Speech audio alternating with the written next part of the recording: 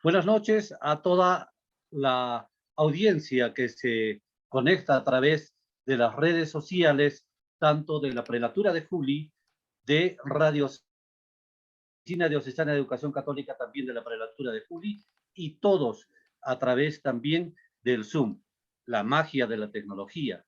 Ahora, en estos momentos de pandemia, qué feliz nos sentimos al poder conectarnos de diferentes sitios de el mundo entero. Soy el profesor Jorge Luis Morante Villamar, director de la ODEC de Juli, y en esta oportunidad estaré compartiendo con todos ustedes, con la anuencia de Monseñor Ciro Quispe López, obispo prelado de Juli, la conducción de este primer día de este ciclo de conferencias sobre el templo Santa Cruz de Jerusalén.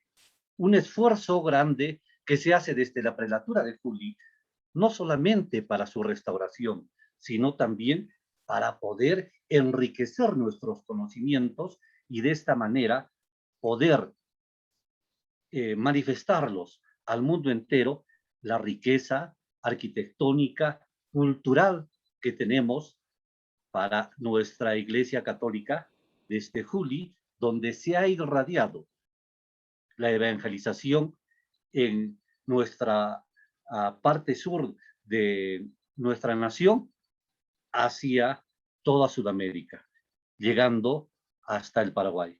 Para ello, quisiera presentar en primera instancia a Monseñor Ciro Quispe López, quien es el promotor y el artífice para que esta obra de gran magnitud sea una realidad en su reconstrucción para la riqueza de nuestro altiplano.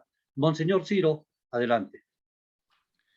Buenas noches con todos los participantes a este ciclo de conferencias. Hemos preparado con mucho cariño 3 días de conferencias alrededor del templo de Santa Cruz de Juli. El templo de Santa Cruz, estuve revisando en los archivos, en todo el altiplano no existe otra advocación similar.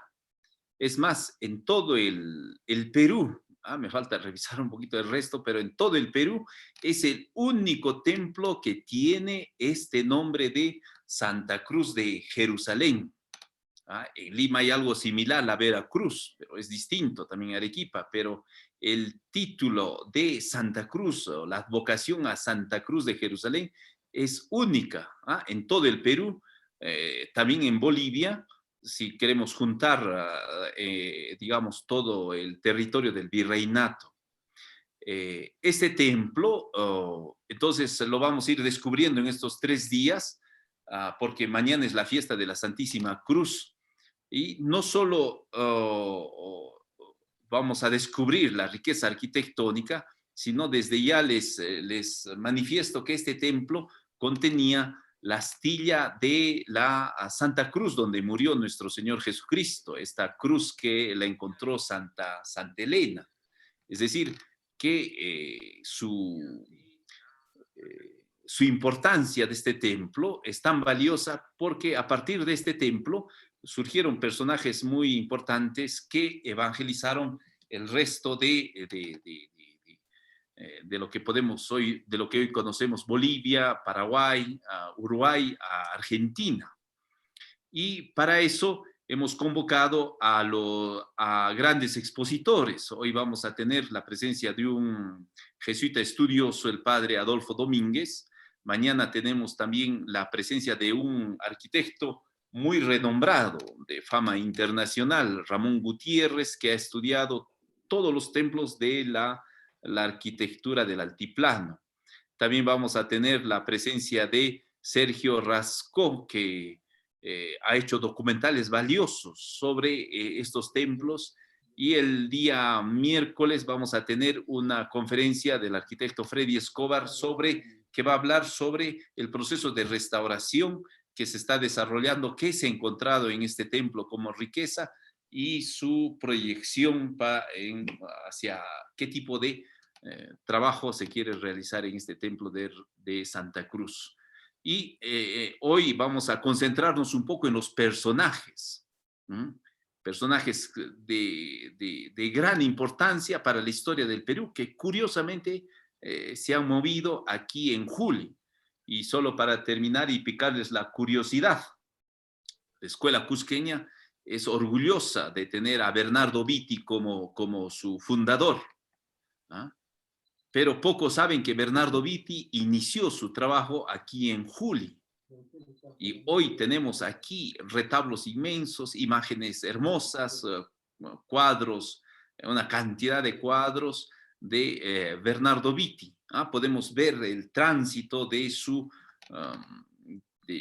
herencia de Greco, su maestro, etc. Entonces, pocos conocen esta realidad y por eso alrededor de esta fiesta queremos compartirles con ustedes estos 3 días de conferencias alrededor de la Santa Cruz y ojalá que, como también yo lo siento, vivan esta expectativa de conocer un poco más nuestra historia y nuestra cultura, nuestras tradiciones y maravillarse del por qué este pueblo se llama la Roma de América. Y Vargas Ugarte, el jesuita estudioso, también encontró que fue considerada la Santa Sede de las Indias. Títulos enormes para un pueblo tan pequeño como este. Muchas gracias y entonces les doy la bienvenida a todos ustedes que participen y no se olviden, anoten también para que siempre una conferencia vale la pena anotar. Usen lapicero como instrumento. se recomienda en estos tiempos. Buenas noches con todos. Muchísimas gracias, Monseñor Ciro. Ya también tendremos su participación en este ciclo de conferencias respecto a un tema muy importante. Pero quisiera explicarles muy brevemente la temática de nuestro ciclo de conferencias. Primeramente, el conferencista dará a conocer el tema en mención durante el tiempo prudente, que más o menos será 45 minutos. Luego de ello, se tiene quienes quieran participar en alguna de las intervenciones, lo pueden hacer internamente al chat de donde nos estamos conectando, o del Face o del Zoom. Nuestros colaboradores estarán captando las interrogantes necesarias y lo estarán manifestando hacia el conferencista respectivo. Reitero, toda intervención o interrogante u otra situación lo estarán manifestando hacia el chat, tanto de la red social como puede ser el Facebook o el Zoom correspondiente a la que nos estamos conectando. En caso muy excepcional, con la anuencia de los organizadores, tendremos alguna participación en vivo para luego, ojo, de la conferencia correspondiente. Entonces, aclarado la temática de nuestro ciclo de conferencias, bienvenidos nuevamente a todas y todos quienes nos conectamos para poder enriquecer nuestros conocimientos culturales y saber algo especial que se ha tenido desde Juli, reitero, desde Juli se ha podido irradiar evangelización, mucha cultura y también arte. Ya más adelante, Monseñor Ciro nos estará dando a conocer algunas sorpresas que desde la prelatura de Juli se tiene para enriquecer también algunas escuelas de arte que con el único afán de que Juli tenga siempre esa importancia que en otrora lo ha tenido, la prelatura de Juli se preocupa de él. A continuación, voy a tener a bien presentar al padre Adolfo Carlo Domínguez Jaime. Voy a muy brevemente dar a conocer su hoja de vida para que podamos todos saber quién es nuestro conferencista. Él en la Universidad Antonio Ruiz de Montoya ha estudiado humanidades, también filosofía. También en la Universidad Católica del Perú, bachiller en filosofía, licenciado licencia civil en Filosofía y Letras, estudios de maestría en Historia, grado de magíster en Historia. También ha estado en Hepburn College, University of London. Espero que mi inglés sea muy bueno. Bachiller también en ello, en la University of Leuven, esto en Bélgica. Grado canónico, sacré, también esto en Bélgica. En la Pontificia Università Gregoriana de Roma, Italia. Estudios en esta importante universidad, y también Centre Sèvres en París, Facultad Jesuites, Francia. Estudios en Historia de la Espiritualidad. Presento a todos ustedes a nuestro primer conferencista, el jesuita Adolfo Domínguez. Nos estará dando a conocer la apuesta misional de la Compañía de Jesús y sus principios artífices. Adelante, Padre Adolfo. Un fuerte Muchas aplauso gracias por la presentación. recibimiento. Bueno, y aplausos. Bueno, gracias, monseñor.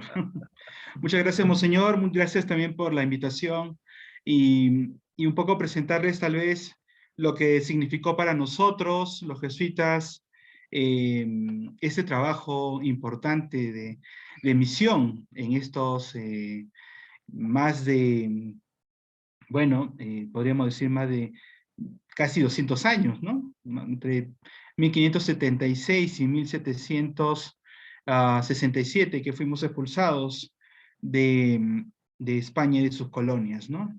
Bueno, ya mencionaré un poquito sobre eso también más adelante. Entonces, el título que, digamos, para esta ponencia es Juli, la apuesta misional de la Compañía de Jesús y sus principales artífices, porque voy a presentar algunos jesuitas, al final de la exposición, algunos jesuitas del siglo XVI, rápidamente, un poco como también dando una introducción a lo que Monseñor Ciro va a hablar de Barzana. Luego voy a mencionar a algunos jesuitas importantes del siglo XVII que pasaron por Juli, y finalmente también del XVIII antes de la expulsión.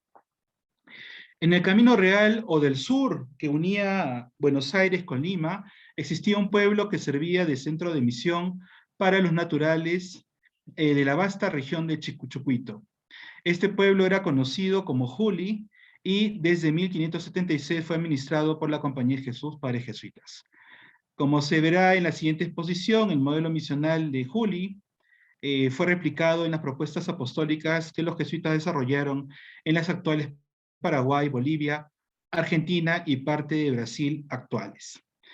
Alonso Carrió de la Bandera, opositor tenaz de la Compañía de Jesús, en el apéndice 1, Plan de Gobierno del Perú, de su célebre obra Lazarillo de los Ciegos Caminantes, presentaba una importante crítica sobre el afán de ostentación y soberbia jesuítica, plasmada en sus 4 templos de Juli.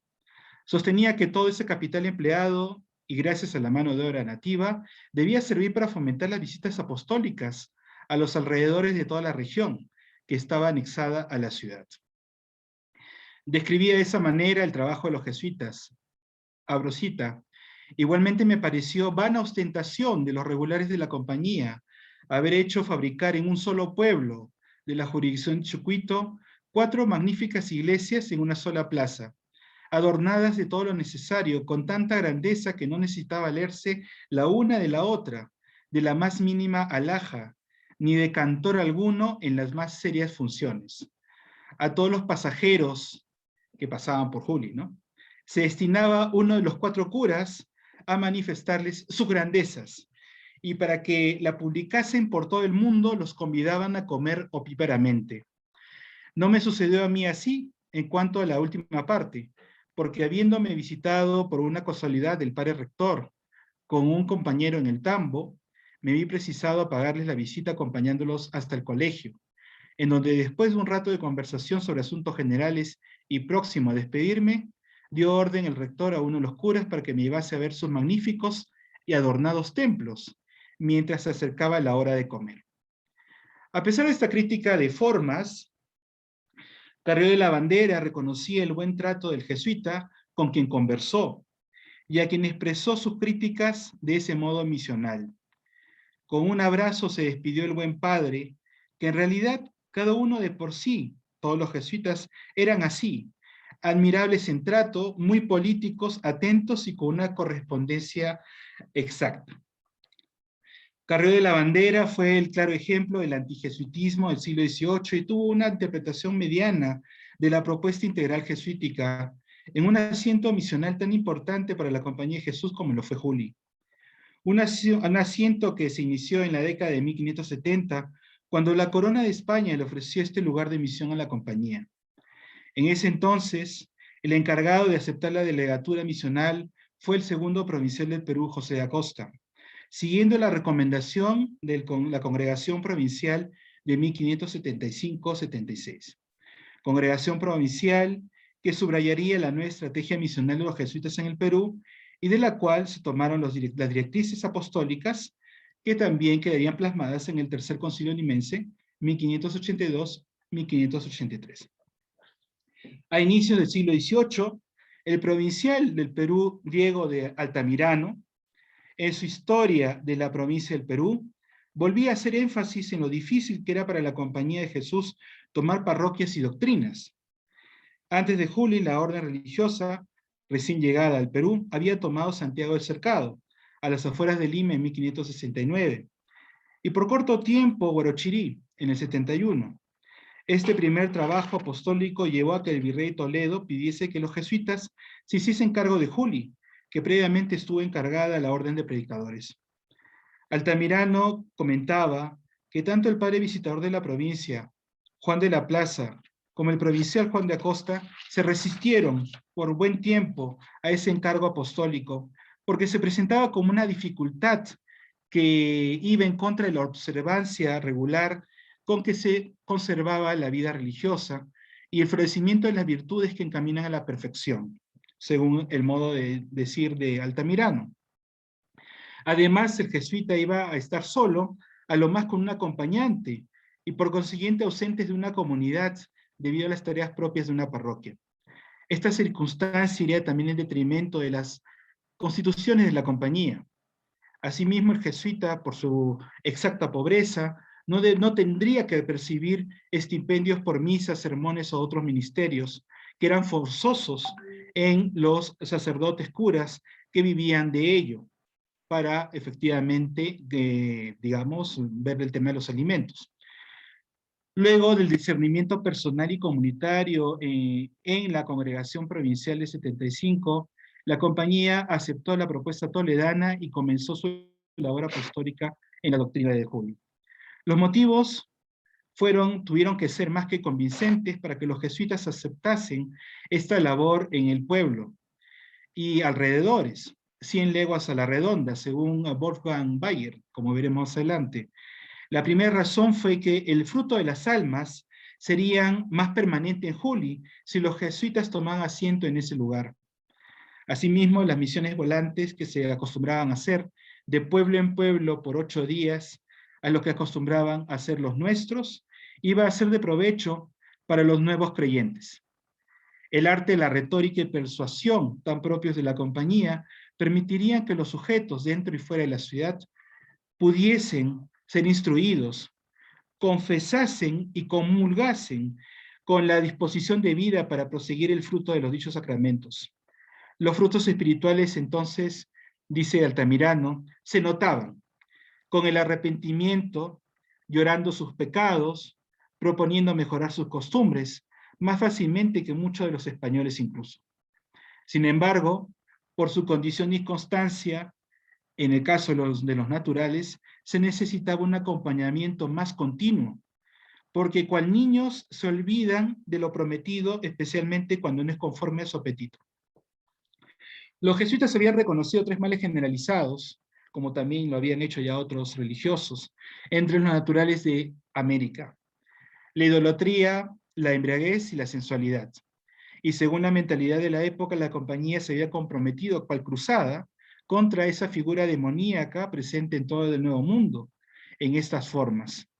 Por ello, lo que se requería era instruir a los neófitos para que apliquen las potencias del alma con el fin de recibir lo espiritual que encamina a la bienaventuranza.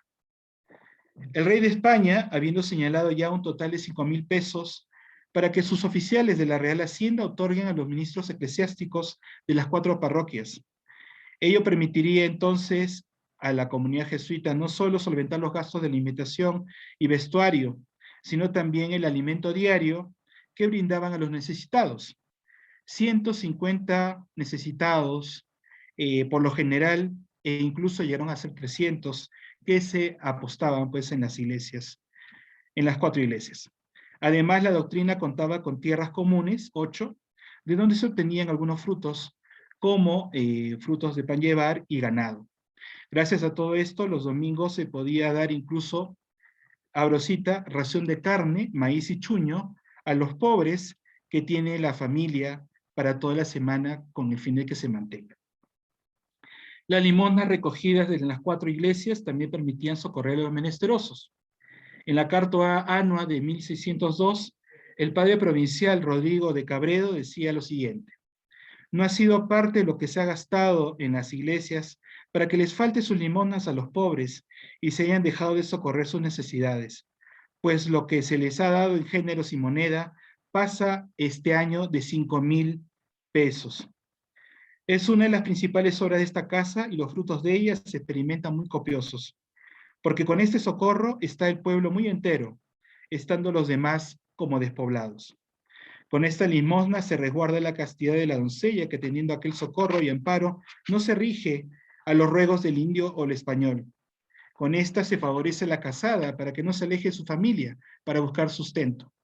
Con esta consigue su remedio la viuda, sola, anciana y desamparada, y se excusan de consentir y hacer 1000 hechicerías que la pobreza les ocasionaría. Miren, esa es la, digamos, la lectura que tiene pues efectivamente el padre Rodrigo de Cabredo de la época, de lo que incluso se apoyaba pues económicamente a los menesterosos. En suma, Altamirano entendía que la presencia de la Compañía de Jesús en esta región de Chucuito era favorable para los naturales, porque gracias a la doctrina impartida se cultivaban las costumbres y moderaban las pasiones. Con la instrucción y enseñanza de la primera época de jóvenes, muy niños, de la época más tierna, se podían sacar las virtudes cristianas, que ya se miran en este reino como los naturales más dóciles y de virtud ejemplar más conocidos desde Julio. La administración jesuítica, con organización y celo de esta doctrina, muy pronto fue reconocida por propios extraños. En la carta annua de 1632 al 34, el provincial Nicolás Durán, antiguo morador y superior de Juli, decía lo siguiente: es el pueblo de Juli como una casa de religiosos donde los que quieren mejorar se recogen. Ya para ese momento hay 10 sacerdotes de los nuestros y 3 hermanos coadjutores jesuitas. Unos y otros cuidan del bien espiritual y temporal de los naturales con tan conocidos provechos que de partes muy distantes vienen a la voz de este socorro. Para este momento el pueblo había crecido en número y se había aumentado 200 casas para los nuevos pobladores. El mismo virrey del Perú, Marqués de Mancera, 10 años antes, en 1624, escribía al rey lo siguiente: por las noticias que tengo y las que he procurado especiales, puedo afirmar a vuesa majestad que en relación a lo que hace el provincial Bartolomé de Recalde, anduvo corto, porque el arte con lo que gobiernan en Juli, el inmenso trabajo que les cuesta, la puntualidad con que doctrinan a los indios, la piedad con que los curan y el valor con que los defienden de las molestias que suelen hacerle los españoles, es todo digno de grande admiración y de que se atribuya a obra más que humana, que no se puede conseguir en los naturales. Según Vargas Ugarte, ya para la asignación de tasas en 1578, el pueblo tenía 3.000 naturales tributarios y 9.000 de confesión. Por ello se obligó a crear una nueva parroquia, la de la Santa Cruz.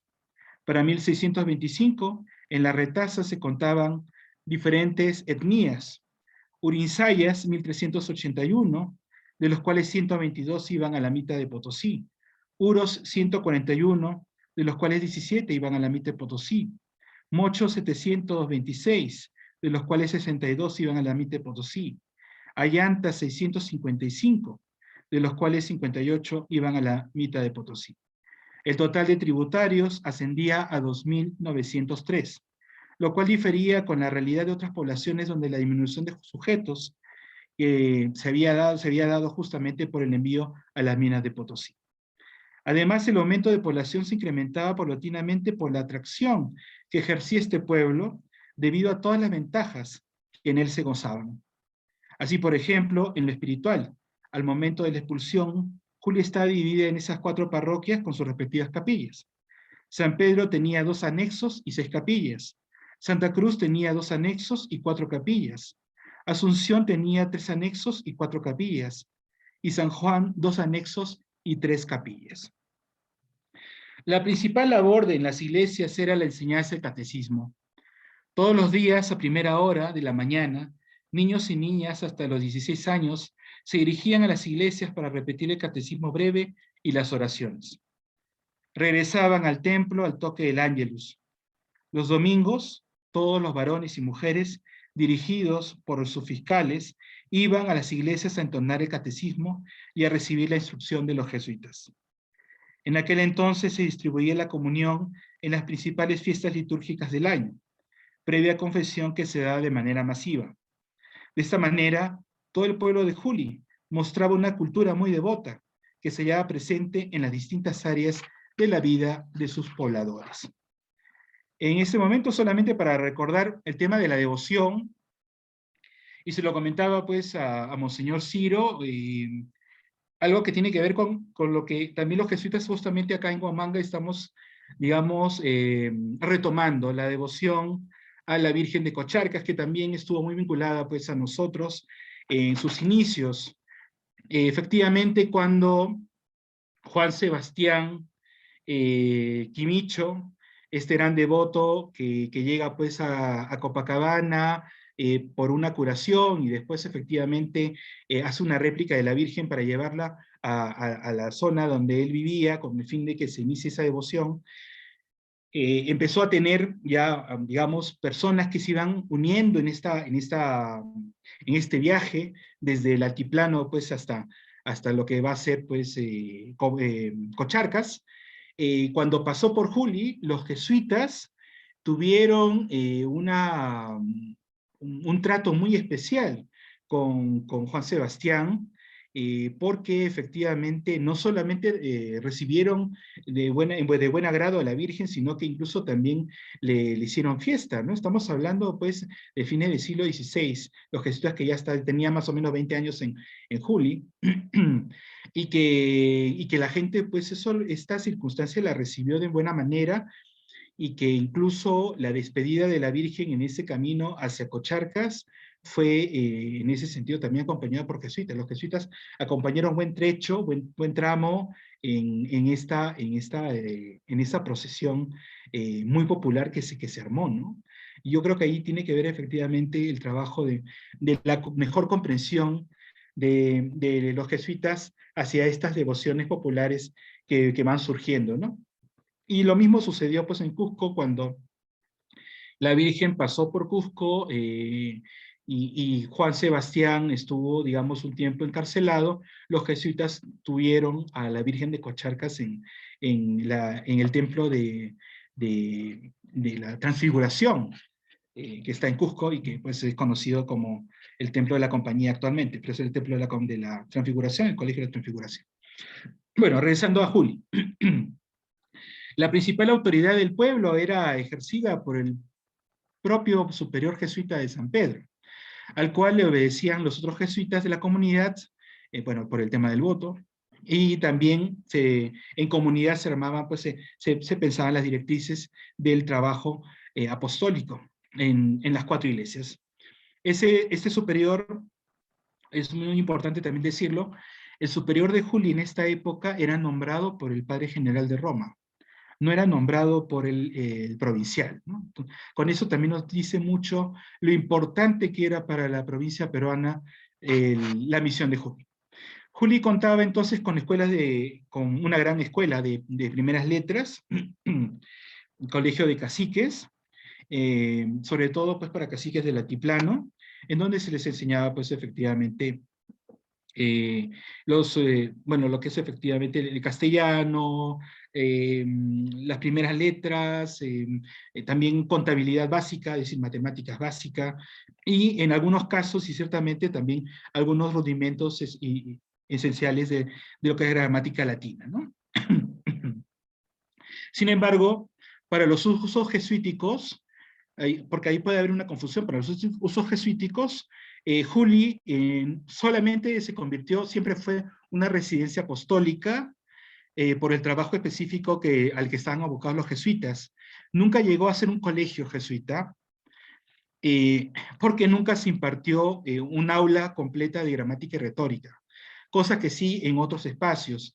¿Por qué lo digo esto? Porque hay una confusión, el mismo Vargas Ugarte lo toma en consideración, y él mismo no sabe qué es lo que pasó en ese sentido, pero en la década del 30, en 1630, algunos jesuitas buscaron que la doctrina de Juli se convierta en un colegio jesuita, con todo lo que ello significaba, ¿no? Porque ya se había hecho 10 años antes lo mismo en Santiago de Cercado. Santiago de Cercado empezó siendo una doctrina, pero en esta década se convirtió en colegio jesuita, ¿no? Entonces, parece que también hubo un movimiento dentro de la compañía, dentro de los mismos jesuitas de Juli, convertir Juli en colegio, pero no se dio. Aunque ellos mismos incluso más adelante también hablen de colegio, ¿no? En ese sentido. Pero digamos que mantuvo su categoría de residencia apostólica, y siempre los jesuitas decían es la residencia apostólica de Juli. Para que ustedes entiendan un poco, pues la provincia antigua de la Compañía de Jesús iba desde Trujillo hasta lo que es el sur, pues Santa Cruz de la Sierra, ¿no? Toda esa era la provincia jesuítica, digamos, eh, hasta el momento de la expulsión. Y hasta el momento de la expulsión hubo solamente 2 residencias jesuitas, ¿no? La residencia de Juli y la residencia de Santa Cruz. La residencia de Santa Cruz fue también importante porque de allí entraban las misiones a los mojos, ¿no? Y además voy a hablar sobre los mojos dentro de un momento. Entonces, por último, entonces, digamos, Juli se convirtió en un espacio también de formación, no solamente formación que los jesuitas impartían a los habitantes, sino también información para los mismos jesuitas. Y eso también es importante, digamos, recalcar. Desde sus inicios en este pueblo, los religiosos aprendían las lenguas nativas de la región y también de otros espacios, porque de ahí pasaban pues, efectivamente a la zona de lo que es Tucumán, ¿no es cierto? Y ciertamente después, cuando tengan la misión de Mojos.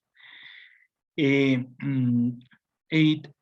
también, en este tema, pues ellos también convirtieron la residencia de Juli, y es importante también recalcarlo, en una casa de tercera aprobación.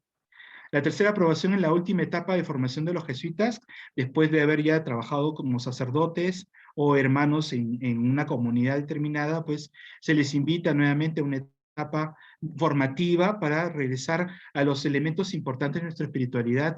Es una especie de segundo noviciado, si se quiere, con las experiencias propias del noviciado, pero aquí, digamos, de una manera mucho más reducida, y por eso yo creo que es importante recalcar eso, que Juli se convirtió en casa de tercera aprobación para la compañía. ¿Por qué lo digo esto? Porque eso va a ser desde el siglo XVII hasta el momento en que salgamos. Incluso uno de los padres, uno de los expulsos, estaba haciendo tercera aprobación cuando llegaron para la expulsión, ¿no? A Juli. Una relación de la, bueno, bueno, muchas de las cosas que voy diciendo pues no han sido tampoco tal vez publicadas, pero en una de las relaciones el jesuita expulso de Juli, un jesuita que está en lo que es Ferrara, en Italia, allí van todos los jesuitas de Perú, después de un viaje realmente complicadísimo. Bueno, eso no se trae mucho en detalle, pero ciertamente fue un proceso muy difícil de la expulsión nuestra. Pues un jesuita expulso de Juli, ya en Italia, él escribe lo que para él era Juli, un poco como modo de relación del momento previo a la captura, ¿no? Dice, por ejemplo, este jesuita expulso, todas las 4 iglesias estaban bellamente fabricadas, San Pedro y Santa Cruz de piedra de sillería, San Juan tenía un crucero y presbiterio de la misma materia y de obra primorosa, con 10 y 6 columnas bien grandes, labradas exquisitamente, y 4 puertas, 2 al baptisterio y otras 2 al cuerpo de la iglesia, que parecen 4 retablos y de hermosa talla. La Asunción tenía el crucero y arco total de ladrillo, mas el cuerpo de la iglesia es de adobe. Los adornos son correspondientes a las iglesias de retablos, marcos hermosos, todos adornados, que cada uno pudiera servir de retablo, porque tienen sus repisas y coronaciones hermosas con pedestales correspondientes, y cada uno de los lienzos que adornan las iglesias es de más de 6 varas.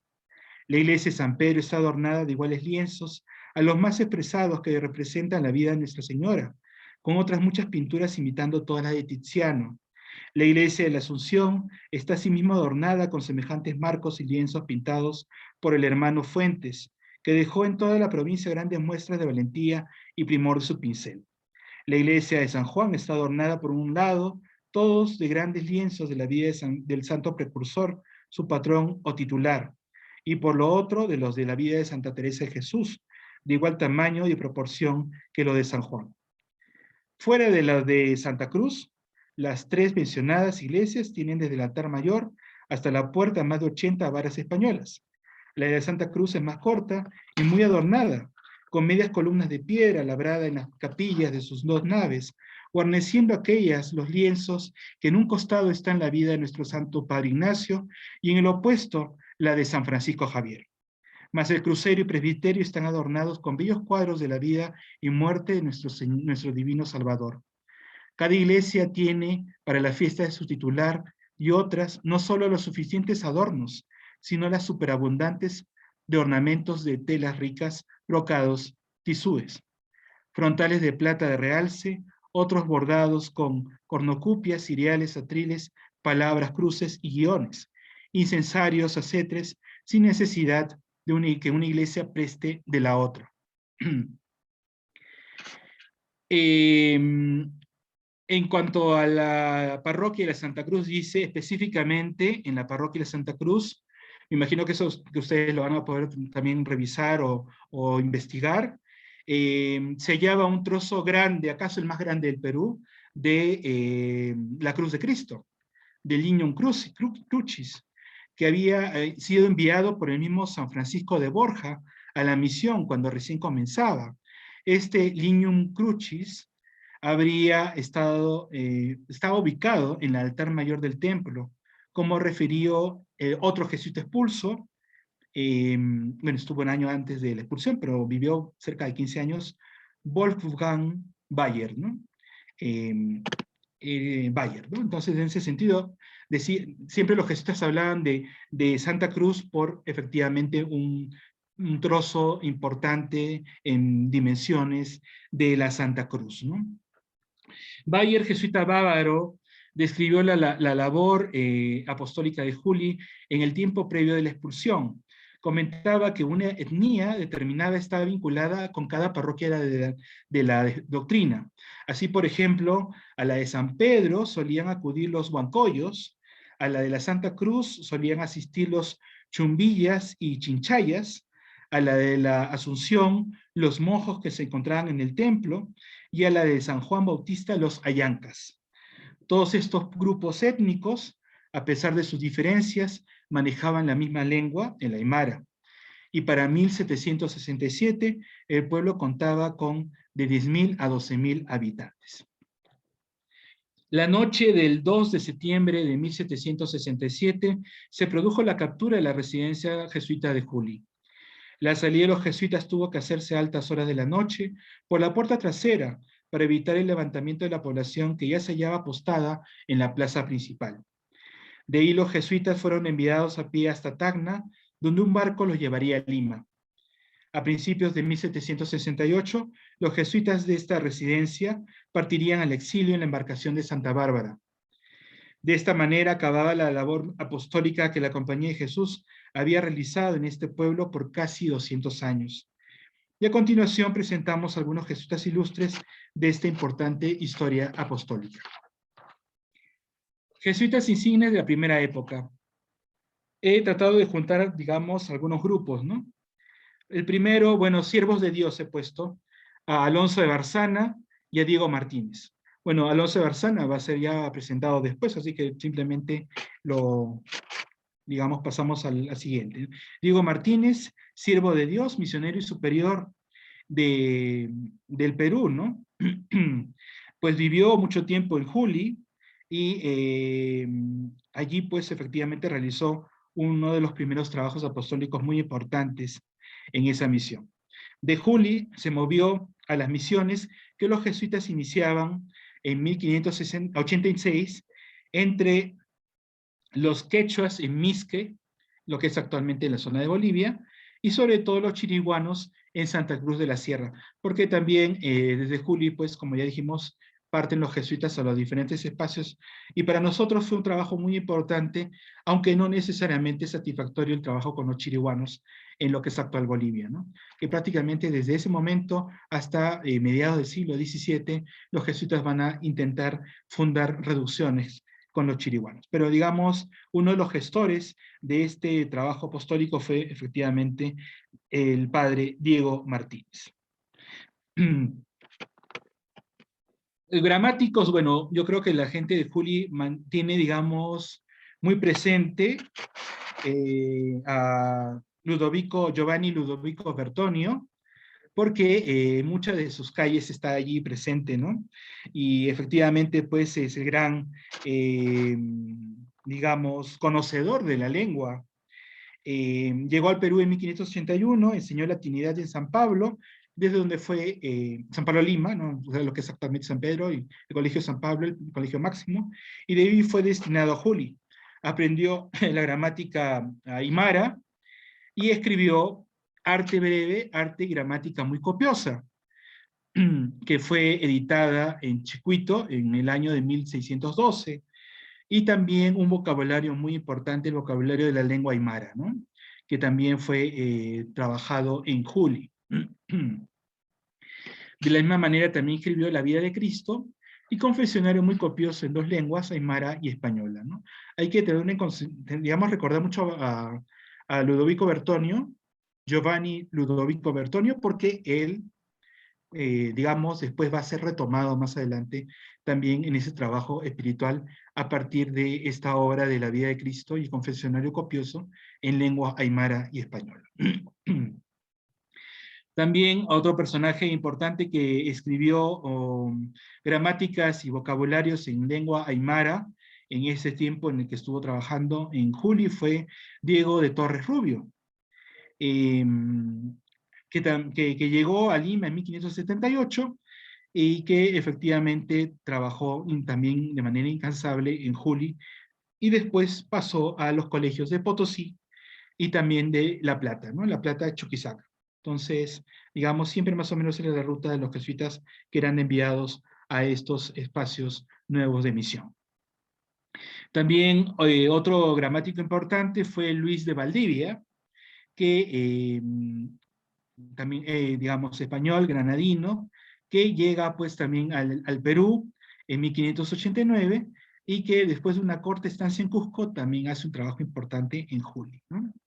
Y de la misma manera, él realiza trabajos de gramática, vocabularios, e incluso él va más, es enviado de Juli hacia lo que van a ser las misiones con los diaguitas en Chile, y trabajará con los araucanos, y él será, pues, digamos, uno de los impulsores del vocabulario y gramática araucana y de otras lenguas también de la zona, ¿no? He agrupado de manera muy interesante, porque me parece interesante que tres personajes de la primera época de la compañía también pasaron por acá. Los he agrupado como los chachapuyas, ¿no? Porque los jesuitas, una vez que llegan pues al Perú, en 1568, hubo mucha gente que fue ingresando a la compañía. Muy pronto recibieron a jóvenes que querían ser novicios de la compañía, y hay 3 jóvenes de la zona de chachapoyanos, que ingresaron a la Compañía de Jesús, importantes y que hicieron justamente su trabajo también en Juli. Estamos hablando de Pedro de Añasco, Alonso Camacho, y muy conocido por todos, Blas Valera. Pedro de Añasco efectivamente ingresó a la Compañía de Jesús muy pronto, y se convirtió en un gran misionero en Juli, ¿no? Aprendió rápidamente la lengua, bueno, él ya conocía, digamos, el quechua, pero aprendió el aymara. ¿Y por qué es importante Añasco? Porque Añasco va a acompañar a Barzana, ¿no? Si Barzana tenía el don de lenguas, pues Añasco tenía el don de lenguas, y de hecho por su juventud también ayudaba mucho a Barzana, ¿no? Entonces, él estuvo moviéndose por todo lo que es la zona de Tucumán, Santiago del Estero, Córdoba, y ciertamente fue un predicador muy importante, bueno, él morirá en Córdoba del Tucumán, ¿no? En 1605. Alonso Camacho, también, de la misma manera, ingresó muy pronto a la Compañía de Jesús, también chachapoyano, y también tuvo, digamos, ese don de lenguas, aprendió rápidamente las lenguas y pudo trabajar mucho tiempo en Juli, en la década del 70, ¿no? Me perdí 1576 también. Y bueno, conocido por todos nosotros, Blas Valera, también trabajó en Juli, muy pronto, estuvo 3 años, entre el 76 y el 79, trabajando intensamente pues en Juli, después pasa a Potosí, y finalmente regresa a Lima para apoyar el proyecto de el catecismo que va a salir a partir de lo que es el Tercer Concilio Limense, ¿no? Como sabemos, pues es uno de los gestores por el manejo de la lengua quechua y aymara, ¿no? En ese sentido. Y bueno, también conocido, pues ciertamente porque habría escrito una obra importante en la relación de las costumbres antiguas de los naturales del Perú, que acerca pues la fe cristiana a los podemos decir, algunos elementos que él había recogido incluso de la propia religión prehispánica, y trata de buscar, pues yo creo, puntos de conciliación, aunque no fue, digamos, bien recibido por parte de los jesuitas y digamos, en general del sector, pues, de la iglesia, porque hubo unas malas interpretaciones con respecto a ese acercamiento, pero yo creo que Blas Valera tendría que ser reestudiado desde allí, ¿no? Bueno, también ciertamente ya se mencionó el hermano Bernardo Vitti. Yo lo digo que es importante porque Bernardo Vitti, pues efectivamente, el gran gestor del arte como medio de evangelización. Ya lo mencionó Monseñor, pues efectivamente que la escuela cusqueña le debe pues el origen de todo el proceso que va a gestarse y de manera tan importante, ¿no? En el Cusco, pero trabajó pintura y talla en Lima, ciertamente, Cusco, Huamanga, Arequipa, Juli, La Paz, La Plata y Potosí, ¿no? Ciertamente en el circuito de los colegios o de las residencias jesuitas, ¿no? Se dan cuenta, está en el mismo circuito y allí es donde trabajó intensamente, ¿no? Vitti. Para el siglo XVII, voy a mencionar a 2 historiadores jesuitas que pasaron por Juli. Bernabé Cobo, muy importante en su historia del Nuevo Mundo, historiador, digamos, que siempre es revisado y estudiado por historiadores cuando trabajan el tema de la religión andina, por ejemplo, y Cobo pues hizo su tercera aprobación de lo que estamos hablando, de tercera aprobación en Juli. Allí aprendió las lenguas. Y de la misma manera el italiano Anello Oliva, también conoce, digamos, un personaje importante para el tema de las fuentes crónicas, las crónicas de principios del siglo XVII. Tiene su obra Catálogo de algunos varones insignes de la provincia del Perú de la Compañía de Jesús, y también libros de historia de 4 libros, ¿no? Y Anel Oliva también hizo su tercera aprobación y aprendizaje de idiomas en Juli, ¿no? Entonces, por eso también los menciono como parte de este grupo, digamos, importante. En el siglo XVII también me gustaría mencionar a Julián de Ayer, que creo que es un jesuita muy importante, que muy poca gente lo conoce, porque estuvo destinado a Juli, llegó a ser superior, después partió a Potosí y a La Plata. ¿Y por qué es importante Ayer? Porque Ayer pues efectivamente recoge toda todo el conocimiento, el saber de la misión en Juli, aprendizaje de lenguas, y va a ser el primer jesuita enviado a fundar la misión de Mojos en 1668, ¿no? Ayer entonces el provincial de la época lo envía a él para que funde la misión de Mojos, y que más adelante, digamos, ya se podrá, digamos, podemos decir, ya constituir como misión, pero el iniciador de este proceso de entrada con los mojos en la zona oriental, nororiental de la actual Bolivia, es Juan de Ayer. Y en el siglo XVIII, ya para un poco finalizar, menciono a dos jesuitas importantes, ¿no? El padre Wolfgang Bayer, nacido en Baviera en 1722, y que fue muy importante, llegó pues al Perú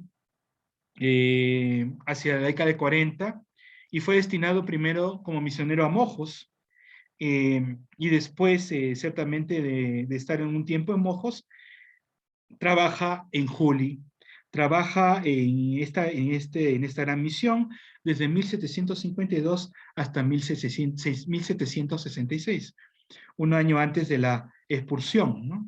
Que, bueno, parte al Colegio de La Paz, y allí es donde, digamos, él es testigo de la expulsión. Pero en estos 14 años, pues, él tiene un recuerdo muy vivo de, de la vida en Juli, ¿no?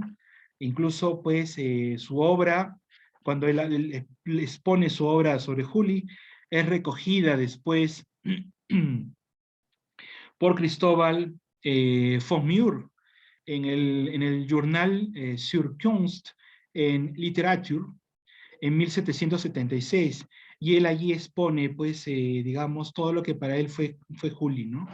Lo que efectivamente hemos mencionado un poquito al inicio, el tema de cómo se vivía, el tema efectivamente de las etnias, el tema de cómo los jesuitas realizaban su misión.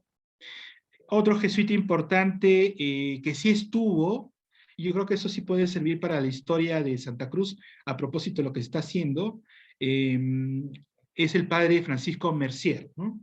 El padre Francisco Mercier fue el último párroco de Santa Cruz. El padre Francisco Mercier, nacido en Granada el 14 de septiembre de 1728, había entrado a la compañía en Sevilla, y él, pues, Mercier, estuvo, pues, encargado de Santa Cruz cuando llegaron para la expulsión, ¿no?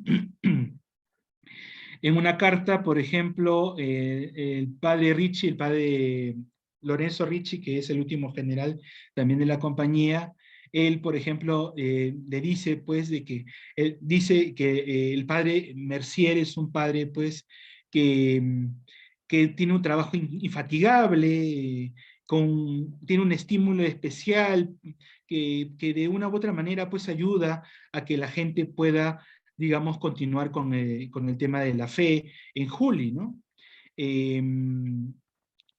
Manejaba muy bien la lengua aymara, y con el objetivo, pues, y es importante esto, con el objetivo de difundir mayor conocimiento sobre esa misión, sobre la fe, él escribió una historia de los 4 evangelios en lengua aymara, con varias reflexiones, para exhortar e instruir a los naturales.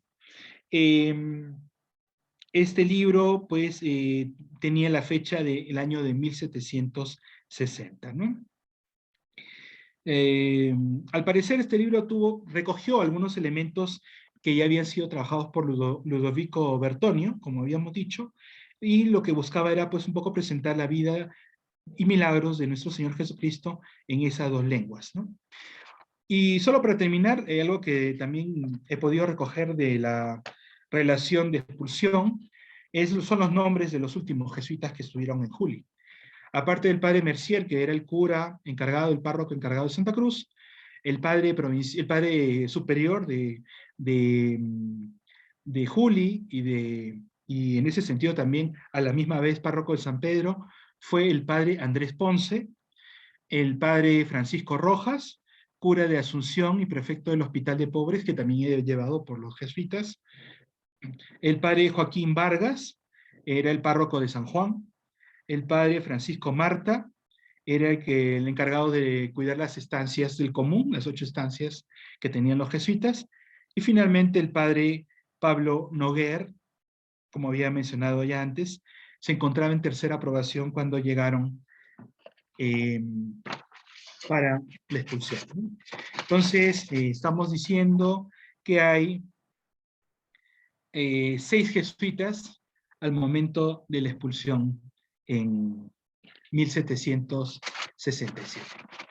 En todo caso, he podido un poco mencionar lo que fue para nosotros la apuesta misional de la compañía en Juli, de la cual tenemos siempre, a través de los historiadores, pero sobre todo, pues, un recuerdo muy especial, y sobre todo, pues, hace poco, hace un par de años, con el padre Benjamín Crespo, tuvimos la oportunidad de visitar a raíz del inicio, pues, del proceso de beatificación del padre Alonso de Barzana, ¿no? Entonces, yo creo que es un referente muy importante para nosotros, y bueno, lo que he querido presentarles era lo que pudimos hacer en este tiempo durante más de 150 años, casi 200, en la labor de la doctrina de Juli. Muchas gracias, y bueno, doy pase pues ahora a Monseñor Ciro. Un fuerte voto de aplausos, ¿ah? Muy bien.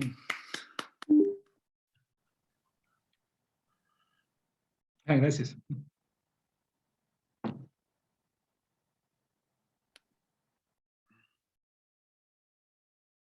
Profesor Jorge. Profesor Jorge, tu audio, profesor Jorge.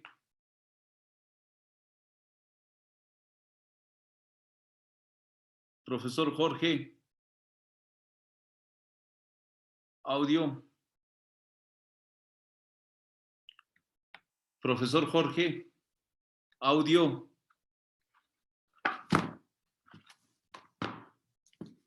Profesor Jorge. Se ha perdido, creo que el profesor Jorge. No importa. Se ha ido a ver Fatmagul, creo, el profesor Jorge. Muy bien.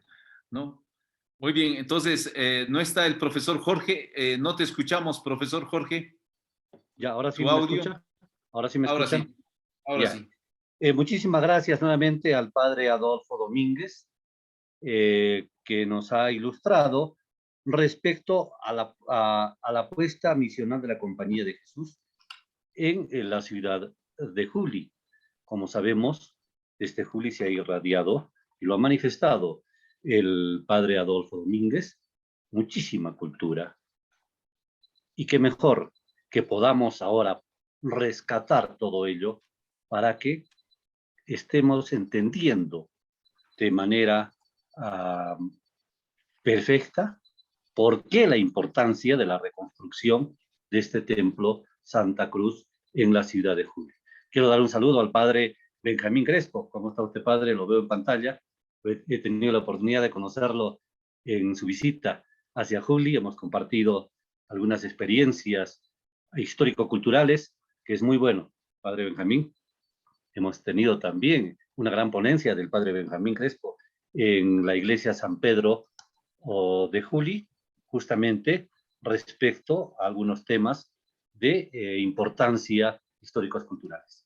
Bueno, a continuación tengo a bien presentar al doctor Ciro Quispe López, Monseñor Ciro Quispe López y obispo prelado de Juli. Sabemos, él es especialista en Biblia, también en papiros, con el grado de doctor, y pues nos pasaríamos muchísimo hablando de los grados académicos que tiene Monseñor. Lo que queremos es escucharlo, especialmente con algo muy importante que todos debemos de conocer. Alonso de Barzana y su trabajo en Santa Cruz. Monseñor Ciro, la audiencia ya lo escucha. Muchas gracias, muchas gracias. Saludo a todos los que están presentes, todavía los que no se han dormido, ¿no? Y gracias. Entonces, estamos haciendo estas exposiciones. No se olviden, publicidad aparte, de las personas que desean consultar algo, preguntar, vayan escribiendo en el chat o en el Face de la prelatura. Estamos presentando entonces esta primera parte el día de hoy, los jesuitas, para entender qué significa nuestra zona. Mañana vamos a hablar hoy estamos hablando de los jesuitas y sus personajes, como voy a acabar de mencionar ahora, ¿no? Los personajes jesuitas, de esa manera entendemos quienes han trabajado por esta zona.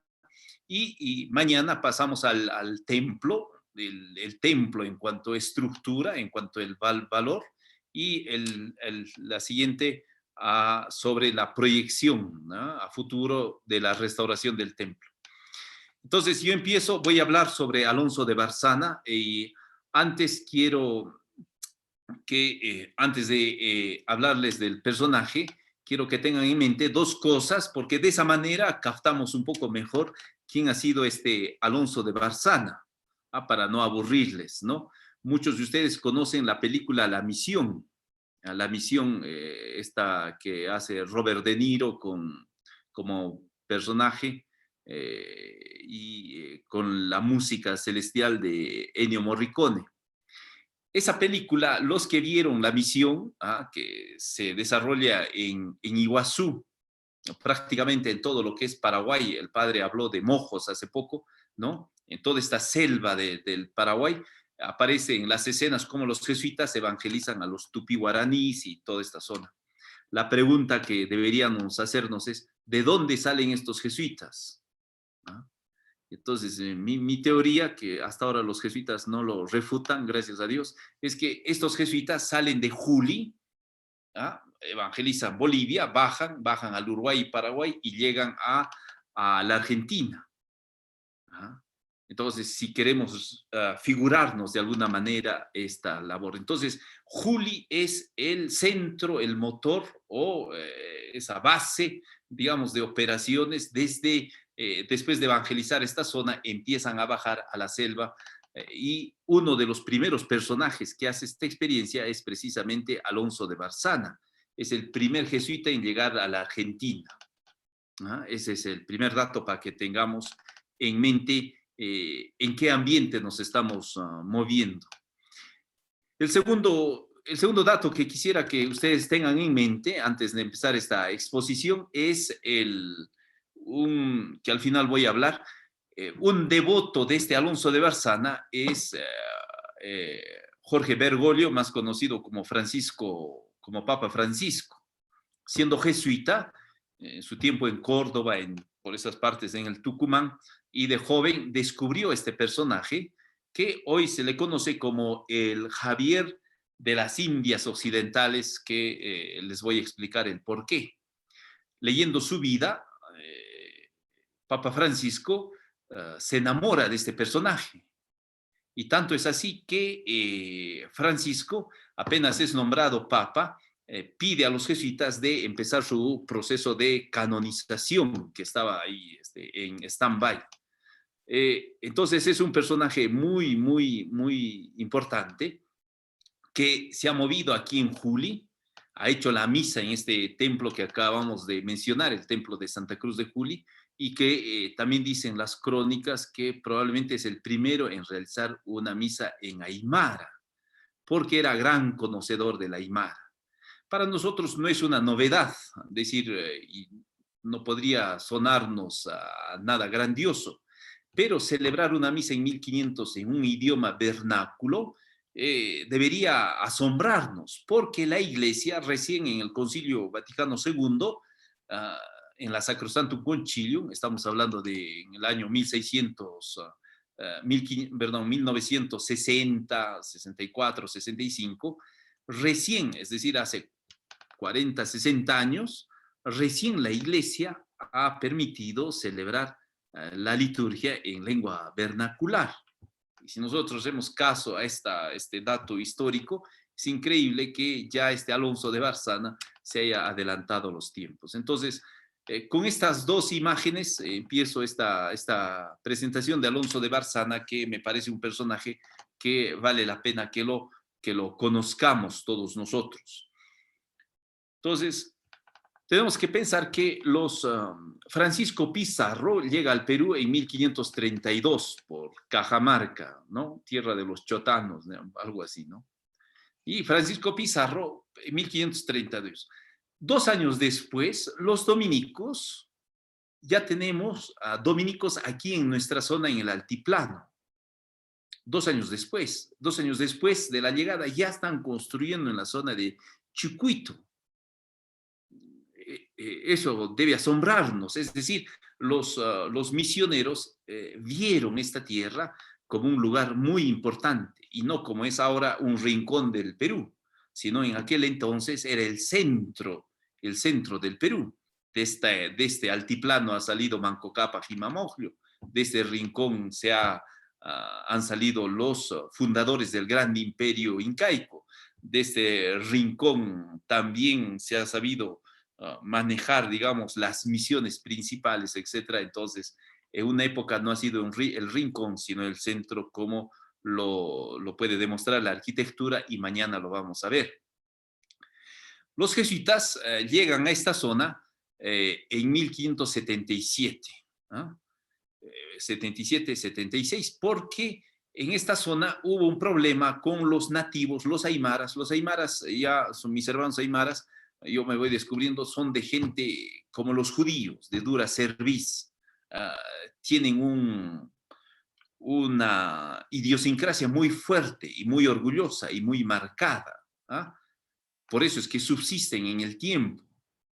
Entonces, los aymaras, si saben protestar, protestan, como lo vemos hasta el día de hoy.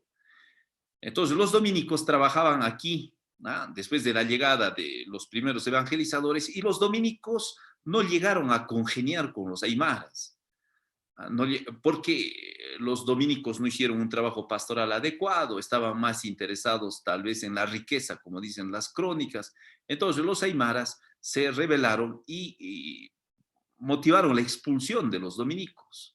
Entonces, esta zona se vio en un conflicto inicial ya muy fuerte. Tanto es así que el virrey Toledo, con la Real Audiencia de Charcas, que es La Paz, el altiplano, y el virrey Toledo se ponen de acuerdo para invitar a los jesuitas a trabajar en esta zona.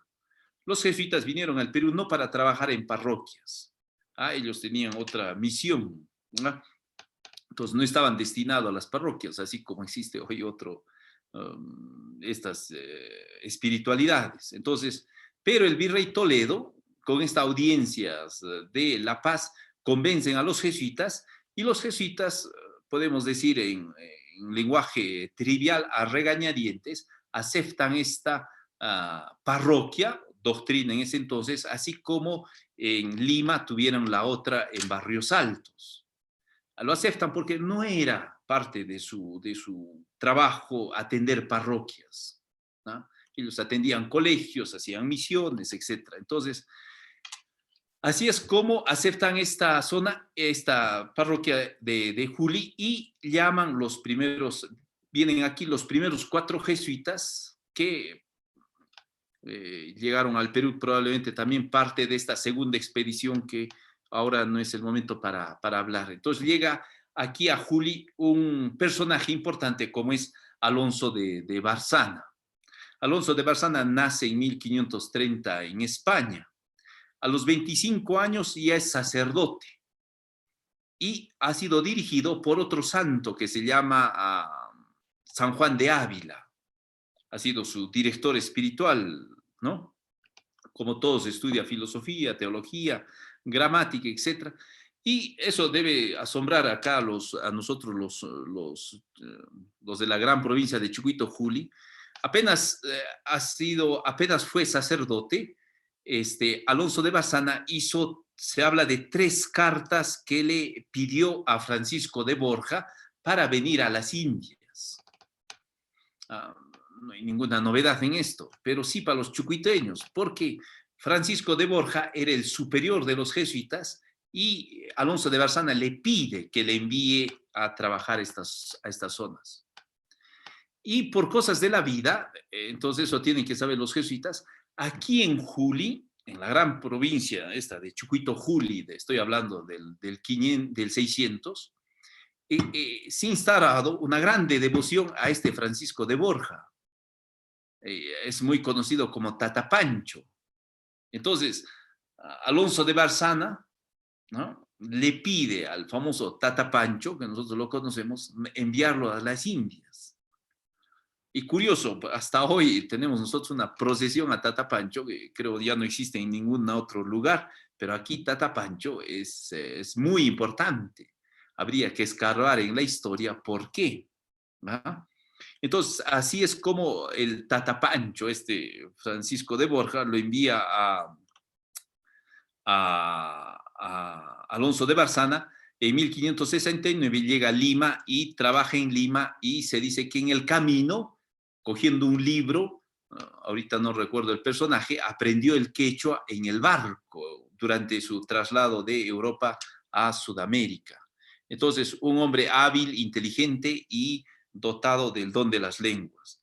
A los 39 años llega al Perú, a los 41 años llega al Cusco y trabaja en Cusco como predicador, trabaja en Cusco como confesor, y en Cusco tiene una experiencia que personalmente, escarbando la historia, creo que le hace pensar su estadía en Cusco a Alonso de Barzana. En ese periodo toman prisionero a Túpac Amaru I. Túpac Amaru I es el inca principal y sacerdote.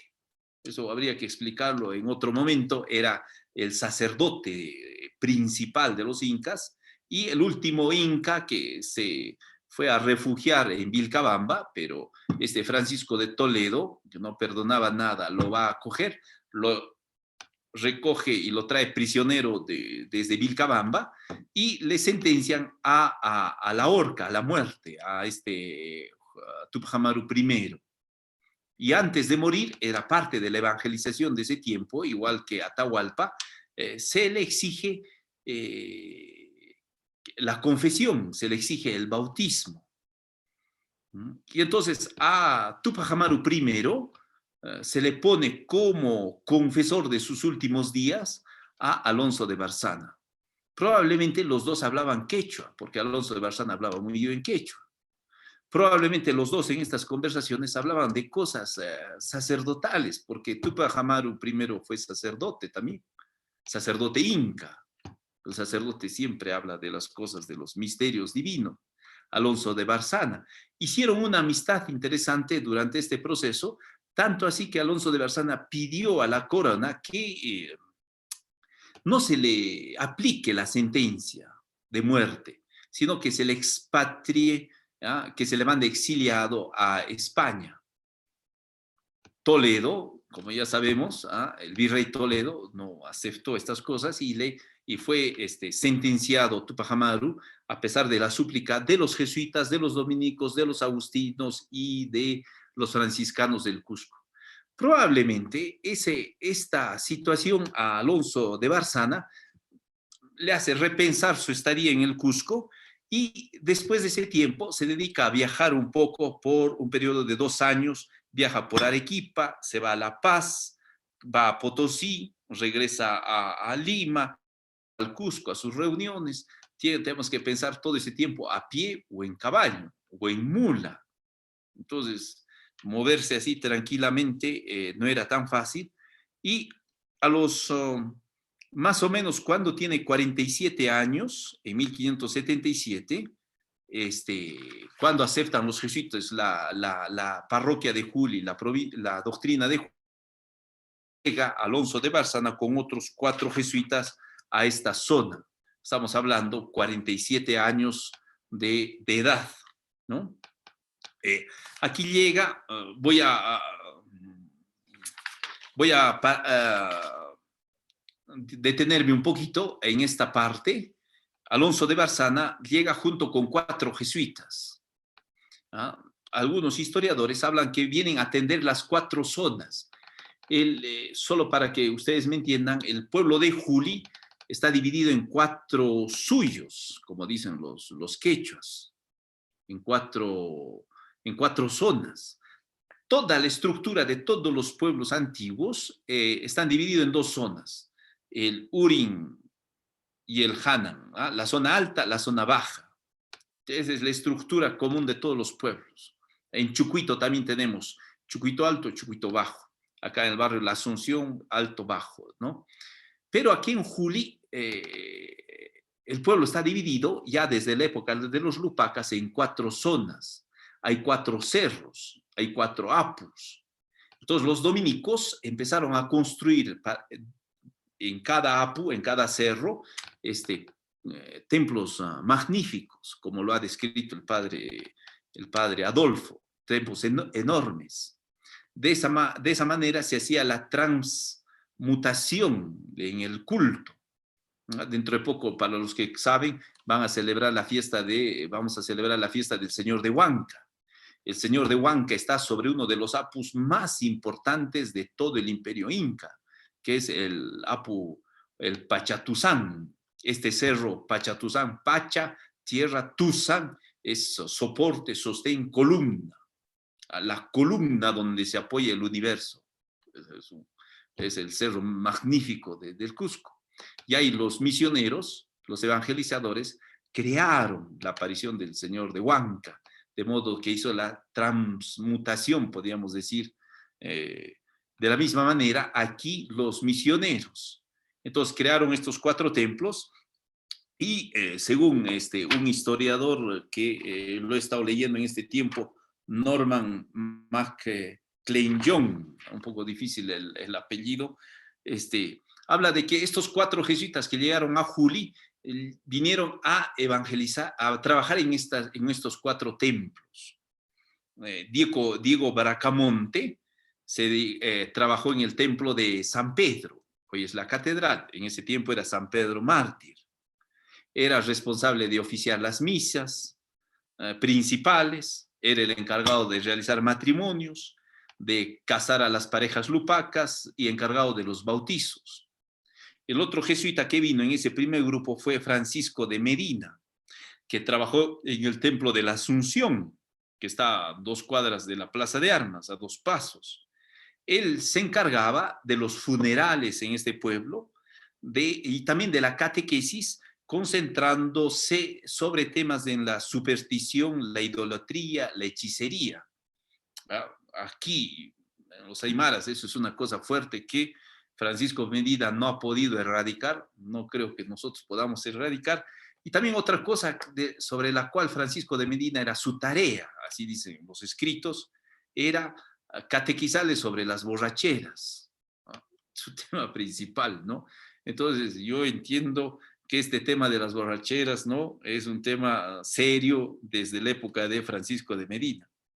Otro jesuita que vino en este primer grupo fue Diego Martínez. Diego Martínez trabajó en San Juan de Letrán, el otro templo que es igual, está a 2 cuadras de la Plaza de Armas, y fue el encargado de la catequesis de niños y de la catequesis de adultos. En ese tiempo, hablar de catequesis era enseñar a aprender a preguntas y respuestas, ¿no? Uno preguntaba, el otro respondía, así como también yo para entrar en seminario he tenido que aprender un catecismo de memoria de 500 preguntas que nos hacían nosotros, ¿no? Y también fue el encargado del coro, ¿no?, de organizar el coro. Y Alonso de Barzana llega para atender Santa Cruz, ¿no? Estamos hablando de los inicios del templo de Santa Cruz, pero es esta zona que corresponde me he olvidado decir también que estas 4 zonas están divididas actualmente por los 4 cabildos. Y el cabildo de Chambilla es el cabildo encargado de este templo, ¿no? Y Alonso de Barzana trabajó en este templo, su tarea era ser predicador, hablaba muy bien el aymara, ser confesor, ¿no? y también, perdón, ¿no? Y también era el encargado de lo que el padre Adolfo dijo hace poco, fue el encargado de las procesiones dominicales, ¿ah? De las procesiones dominicales. Eso es interesante porque los jesuitas trabajaban, eso me voy a demorar un segundo más, en esta zona tenían un trabajo peculiar cuando llegaron los jesuitas a estructurar. ¿Cómo los dominicos fueron expulsados de aquí prácticamente por los Aymara? Porque los dominicos les presionaban con los impuestos y sus primicias, etcétera, a los lupacas, a los aymaras. Entonces, los jesuitas, lo primero que trabajaron fue el tema de la limosna. Recogían la limosna y los domingos en la plaza repartían a los pobres esa misma limosna que traían la gente, su colaboración que era obligatoria, o sus aportes, sus impuestos, los reparten. De esa manera llegaron a congregar mucha gente y llegaron a ganarse el aprecio del pueblo, bajo este principio de la reciprocidad. Otra cosa que los jesuitas le hicieron a este pueblo, estamos hablando de un pueblo minúsculo, en el altiplano, casi nadie lo conoce, ya tenía hospital. En gran parte del Perú no conocían hospitales, pero aquí ya tenían hospital. Estamos hablando finales del 600. Exactamente, estamos hablando de 1580 más o menos. Muchas ciudades ni siquiera habían sido fundadas. En Cusco también sería interesante ver cuándo empieza el hospital. Aquí es mucho más antiguo que el Cusco incluso. Aquí en Juli también se crea un colegio que el padre Adolfo ha hablado, ¿no? Una escuela que era colegio para caciques. Caciques, ya saben, los jesuitas no siempre trabajaban por los pobres, ¿no? Pero también trabajaban por los caciques, los hijos de las familias nobles. Solo un pequeño paréntesis. Cuando Tupac Amaru recorría por esta zona, cuando Tupac Amaru fue a pelear, caminó por esta zona para buscar la libertad, la independencia de los indios, los indígenas, eso lo leí en las crónicas, a la familia de los Amaru se sorprendieron cuando venían, oponiéndose a la corona, porque venían muy bien vestidos. Los Amarus caminaban con buenos sacos, buen pantalón, buenos zapatos, etc. Entonces, esos eran los hijos de los caciques que también aquí ya hay toda una lista que Juli los atendían, les enseñaban. Aquí tengo un dato donde como 300 hijos de caciques ya estudiaban. Por eso que Juli probablemente siempre tiene esa tendencia a la cultura. En la escuela les enseñaban también el aymara, el quechua, el puquina. Los jesuitas, como ha dicho el padre Adolfo, venían aquí a aprender, era el sitio, el laboratorio donde tenían que aprender, y dicen las crónicas que los jesuitas se sentían orgullosos que en 6 meses ya aprendían muy bien el idioma, en 6 meses, ¿no? Probablemente sea así. Instauraron el método de 2 horas diarias, cuando enseñaban a la gente, 2 horas diarias tenían que estudiar el vocabulario, la gramática, traducción y composición.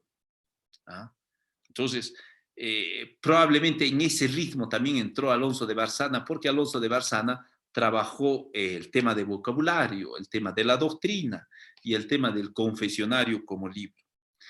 Otra cosa interesante que hay que mencionar aquí es en este pueblo pequeño, los jesuitas, estamos hablando de Alonso de Barzana y su periodo 1600, producían libros. En todo el imperio del virreinato hubo solamente 2 imprentas, una en Lima y la otra en Juli. Ni siquiera había imprenta en Cusco ni en Arequipa, pero en este pueblo ya había imprenta. Han escuchado la vasta producción de libros que se hizo aquí. Entonces, Alonso de Barzana, desde aquí ha escrito cartas famosas. Hay muchas cartas al superior de los jesuitas, a sus superiores, y hoy los podemos tener esas cartas. Alonso de Barzana era un grande escritor de correspondencia. Estaba en Juli, escribía cartas a su superior, estaba en Bolivia, escribía cartas a su superior, estaba en Argentina, escribía. Entonces, ahí se ve cómo Alonso de Barzana no solo entraba en la cultura, sino que amaba ver el conjunto de las cosas, ¿ah? Un misionero singular que percibía, valoraba y eso lo transmitía a sus superiores. Y entonces Alonso de Barzana, y también tenemos las cartas en las cuales sus superiores le respondían. Eso podemos hablar en otra fecha. Para los juleños, para los yunguñeños, les debería llenar de orgullo que el Tata Pancho, Francisco de Borja, dentro de poco va a ser la fiesta de Tata Pancho. Tata Pancho le respondía a Alonso de Barzana a sus cartas. Y tenemos esas cartas de Tata Pancho dirigida a Alonso de Barzana. Eso para un aymara le debe sorprender, ¿no? Entonces, entre otras cosas, Alonso de Barzana también amaba la confesión porque conocía el aymara. En esta zona era curioso la obligación de eso solo por un dato para que entiendan, ¿no? Menos mal algunas cosas han variado, pero hay una obligación de confesarse una vez al año. Aquí teníamos 10.000 personas en esta zona, 10.000 personas aptas para la confesión. 15.000 era la población, pero 10.000 los maduros que tenían que confesarse. Y los jesuitas tenían que confesar eso en 3 meses. De modo que pasaba el tiempo y al próximo año otros 3 meses se dedicaban puramente a la confesión. Si dividen 3 meses, 90 días, 4 jesuitas confesando a 10.000 habitantes, ya se imaginan ¿no? Un promedio de 100 personas al día tenían que estar confesando los jesuitas, ¿no? Entonces, Alonso de Barzana tiene ese trabajo y trabaja un promedio de 5 años aquí en Juli, ¿no? Aquí hay otra discusión que no quiero entrar para apretar el tiempo, es que los jesuitas pensaron solo trabajar 5 años aquí. Y entonces llega un momento en el cual tienen que decidir si dejan o no dejan la doctrina de Juli. Hubo una discusión. Yo he encontrado en un documento, en papeles, y eso sería una cosa interesante, me gustaría ver también el original, que el superior general Acquaviva, estamos hablando del superior de Roma, de ese entonces, tomó la decisión de asumir Juli a perpetuidad. Eso lo deben anotar los jesuitas. Entonces, deberían venir los jesuitas aquí a trabajar y yo dedicarme a la oración como obispo, ¿no? Y a la contemplación. Pero he encontrado un documento que me sorprendió, ¿no? Entonces dice, entonces, porque era un periodo después de su experiencia de 5 años, que como vuelvo a repetir, no voy a centrarme en eso, pero Alonso de Barzana trabaja por esos 5 años y después de eso consideran que Juli ya está evangelizado y se trasladan comienzan a bajar a Bolivia, Sucre, Uruguay, Paraguay, y vuelvo a repetir, llegó en 1582, Alonso de Barzana ya estuvo en La Paz, tuvo que ir a fundar e inaugurar un colegio. En 1582 fue nombrado catedrático en Bolivia. Era especialista en quechua, en aymara, en puquina, aunque él hablaba 12 idiomas, 12, algunos dicen 12, otros dicen 8 de los pueblos, era un políglota dotado para hablar varios idiomas o dialectos, ¿no? Que nosotros podemos decir. En 1585, Barzana, estamos hablando ya Barzana con 55 años de edad aproximadamente, llega a la Argentina, al norte, a Tucumán. Ahí es donde se mueve Barzana, entre Córdoba, Santiago, Río Salado, Salta, etcétera, ¿no? Y sus pueblos, que sería una infinidad de mostrarles. Y en esa zona hay muchos dialectos y Barzana aprende estos dialectos. Y en 1591 hay una cosa muy interesante que a los 61 años de edad le mandan de misionero principal al Paraguay, esa zona de las misiones que nosotros hoy conocemos, o la triple frontera, por esa zona, volviendo a nuestro tema del Iguazú. Ahí es donde se dirige Barzana, ¿no? Y ahí es donde se enferma este Alonso de Barzana, y yo no entiendo, pero las crónicas dicen se enferma en el Paraguay, y para curarlo lo tienen que llevar hasta Lima.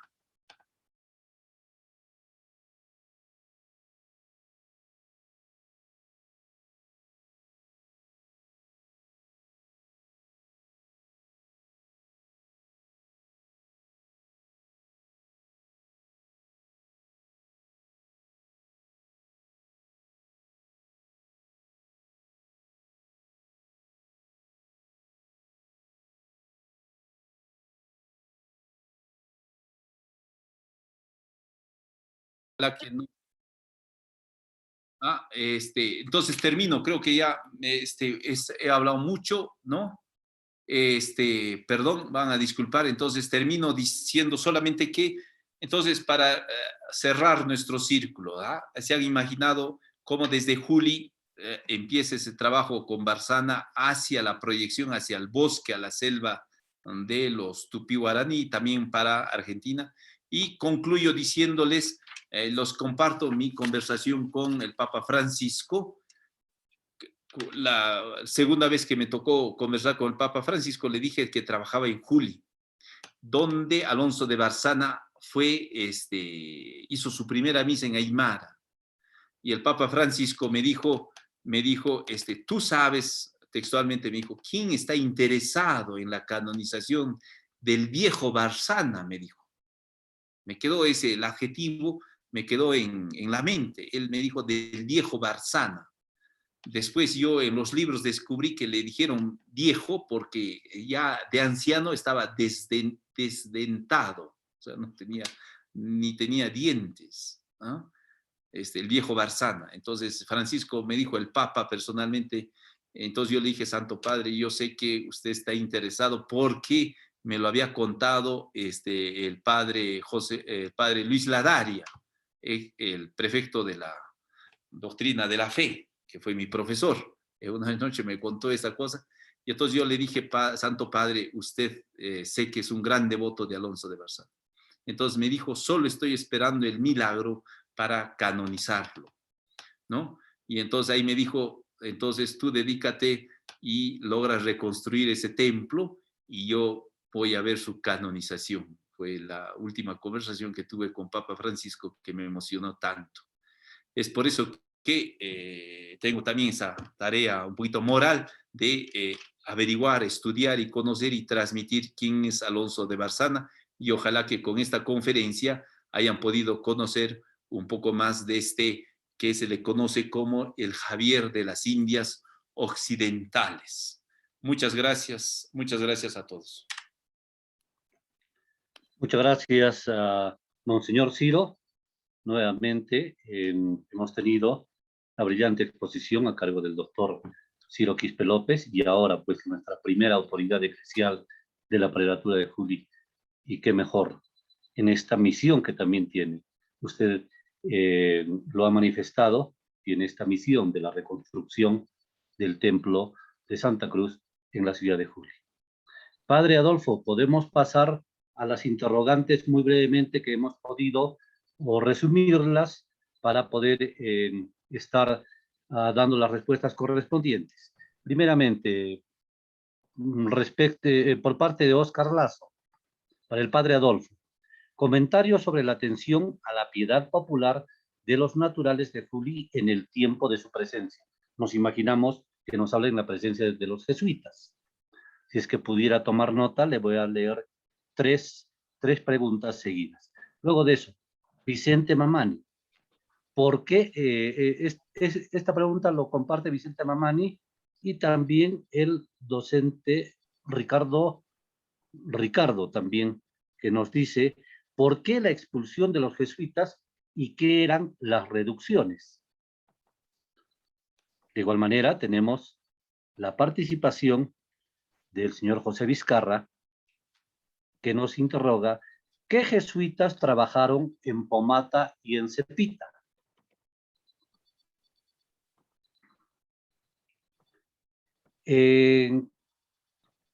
Finalmente, Sergio Peralta nos da a conocer para el padre Adolfo Domínguez al hablar sobre las misiones jesuitas particularmente. No se puede hablar de un modelo único. No nos olvidemos que habían jesuitas españoles, alemanes, italianos y otros. Entonces, ahí va la pregunta, ¿por qué algunas misiones tuvieron más éxitos que otras? Por ejemplo, las misiones de Juli con las misiones del Paraguay.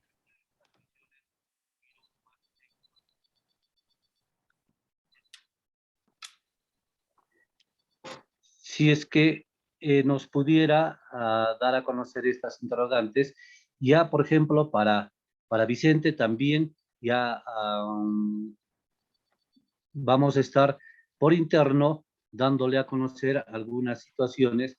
Para Sergio Canguala tendremos que darle también por interno, ya con padre Vicente también se va a coordinar algunas acciones, puesto que nos da a conocer que tiene bibliografía en alemán.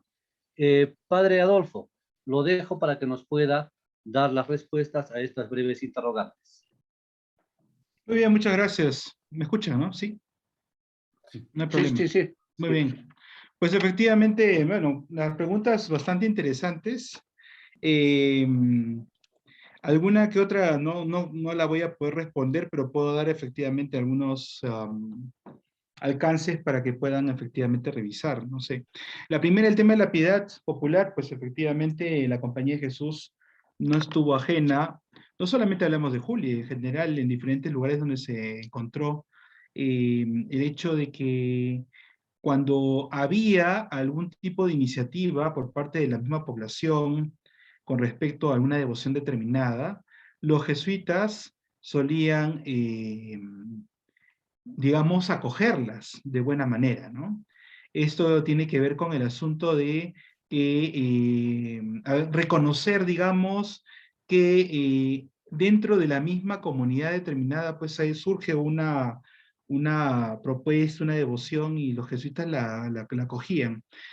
La acogían para el acompañamiento de la fe, y la cogían también para ayudar a que no hayan algunas tergiversaciones, ¿no? O que efectivamente las devociones no termine pues alejándose de la doctrina cristiana, si se quiere, ¿no? Entonces, yo mencioné el caso de Cocharcas porque es un caso muy interesante por lo que se puede ver en la crónica de la época, que la Virgen de Cocharcas pues pasó por Juli, como mencioné, y que en ese sentido pues fue bien acogida por los jesuitas, ¿no? Cosa que no sucedió con, por ejemplo, digamos, algunos miembros del clero diocesano en Cusco, que automáticamente tuvieron una actitud bastante adversa y que, claro, eso llevó pues efectivamente a que el protagonista, digamos, en ese sentido de esta devoción fuera a terminar en la cárcel, ¿no? Por decirlo de alguna manera. Sobre todo pues el párroco de Urcos, del Urcos de esa época, no de actualmente de esa época. Porque acá actualmente lo tenemos nosotros, ¿no? Pero en esa época el párroco de Urcos sí fue, digamos, crítico, muy crítico, ¿no? En general, yo creo que no solamente, hay otras devociones también que la compañía, digamos, acompañó en este surgimiento de iniciativa popular. Sobre todo, como le digo, pues acompañar y también ayudar a que la devoción, digamos, tenga un camino determinado, ¿no? Relacionado con la doctrina cristiana. Específicamente, ¿qué jesuitas trabajaron en Pomata y Cepita? Es una pregunta muy interesante, pero yo ahora mismo no puedo decirles exactamente los nombres de los que trabajaron en esas zonas. Tendría que hacerse un trabajo titánico, y yo creo que eso sí sería interesante para hacerlo, y lo comenté con a Monseñor específicamente. Mucho se sabe de Juli, de la primera época nuestra, pero es casi una gran interrogante pensar en la historia de Juli en el siglo XVII y en el siglo XVIII, ¿no? Y para eso habría que hacer un trabajo, como decía, titánico, de revisar nuestras cartas anuas, ¿no? Las cartas anuas que están en Roma, y claro, empezar a revisar pues efectivamente los catálogos. Y según eso, yo creo que se podría efectivamente revisar y ver quiénes estuvieron en estos dos lugares. Estoy ordenando, digamos, las preguntas de acuerdo a como yo las puedo un poco contestar cronológicamente. Alguien hizo una pregunta, me parece interesante, sobre el único modelo jesuítico, pero a modo de medio de pregunta escéptica, ¿no? A ver, en principio los jesuitas tuvieron un modelo misional que no solamente se dio en el Perú, sino en diferentes partes del mundo, ¿no? Hay cartas ciertamente de los padres generales que ayudan un poco a cómo debe manejarse el tema de la misión. Ciertamente existen diferentes culturas, existen diferentes realidades y los jesuitas siempre tratan un poco de adaptarse a la zona donde están haciendo la misión. No tanto es por el tema de, y eso sí, por favor, tómenlo en consideración, no tanto es por el tema del jesuita y su procedencia, porque mencionan españoles, italianos, alemanes, por ahí un húngaro, bueno, en general. Porque no es tanto a ese nivel, ¿no? Porque la compañía, digamos, tiene en ese sentido, pues, digamos, maneja elementos comunes y todos los jesuitas están, digamos, manejándose con ciertos elementos regulares para el hecho del tema de la misión. No es tanto por el jesuita, es más que todo por la población. ¿Por qué les digo eso? Lo mencioné rápidamente, pero ahora lo menciono nuevamente. Para los jesuitas, la misión a los chiriguanos fue muy difícil, muy complicada. Finalmente, se podría decir que no fue una misión tan exitosa como sí se pudo dar con los guaraníes y como también se pudo dar con algunas poblaciones de los mojos, ¿no? Por eso que los chiriguanos a lo mucho tuvieron ellos, los jesuitas, una reducción o dos y no más. Y sí, para ellos fue realmente un tema muy difícil porque se emplearon mucho tiempo, pero el tema vinculado pues con la misma población chiriguana, una población muy aguerrida, muy cerrada en sí misma, impidió, digamos, un trabajo a ese nivel mucho más, que podríamos decir exitoso si se quiere. La palabra éxito pues también es relativa, ¿no? Y bueno, lo que se encuentra pues en Paraguay, sí, ciertamente, ¿no? Allí lo que hicieron los jesuitas en este lugar tan alejado del centro del poder español, ¿no? Porque si vemos que el centro de poder pues está en Lima, pues imagínense, pues es una zona muy alejada, pues en esa zona alejada ellos tuvieron, digamos, un trabajo muy interesante. Y un poco antes de la expulsión, 30 años antes, pues incluso los jesuitas tuvieron que defender pues a los mismos indígenas, ¿no? Porque los colonos, digamos, los criollos paraguayos fueron digamos, tuvieron una actitud muy beligerante contra los jesuitas, ¿no? Tan es así de que existe pues el conflicto con los comuneros de Paraguay hacia la década del 1720-1730, ¿no? No voy a entrar en detalles porque eso sería ya perdernos. Con esto último cabo, lo último que tiene que ver con la expulsión de la compañía, pues efectivamente no es un asunto solamente del Perú, por favor, tómenlo en consideración eso, es un tema vinculado desde España, ¿no? Porque la expulsión fue dada en España. ¿Por qué? ¿Qué motivos? Muchos motivos, no solo uno. Tuvimos retractores desde el inicio de nuestra propia gesta histórica, y muchos de los retractores que venían de sectores conservadores de la Iglesia, sobre todo en Francia, el siglo XVII, estoy hablando de los jansenistas, que después también incluso fueron, el mismo Papa los puso, digamos, en vereda, pues ellos movieron mucho ese proceso. Y también después, antes de la expulsión de España, fue la expulsión en Portugal, 1759, después en Francia y finalmente en España. Podemos hablar de cosas de eso, pero no. Padre Adolfo, muy brevemente, sabe que hay solamente una pequeña inquietud. La licenciada Lourdes Chau Díaz nos da a conocer que el padre Wolfgang Bavieri escribe una obra sobre Juli, sobre cómo vivían, sobre las etnias y cómo los jesuitas se evangelizaron. Por favor, ¿nos podría decir cómo acceder a este libro? Buena pregunta. Sí, es una buena pregunta. No sé, la verdad, ¿De dónde saca la persona que pregunta la información? Me gustaría saber y yo a ella puedo hacer la relación. Ya le estaremos comunicando entonces a la Entonces eso licenciada. sí, porque am, ciertamente, Lourdes. mira, yo he estado buscando, incluso en nuestros anuarios, habría que buscar efectivamente la hora, pero no sé. Ciertamente en Roma no está. Y ahí es donde tenemos mucho de las fuentes de la época de la compañía antigua, ¿no?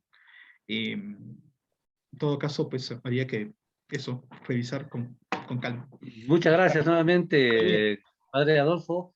Vamos a Sí, estar participando de este ciclo de conferencias y un gusto pues haber compartido con usted. muchas Ahora, gracias. doctor Ciro, tenemos algunas inquietudes.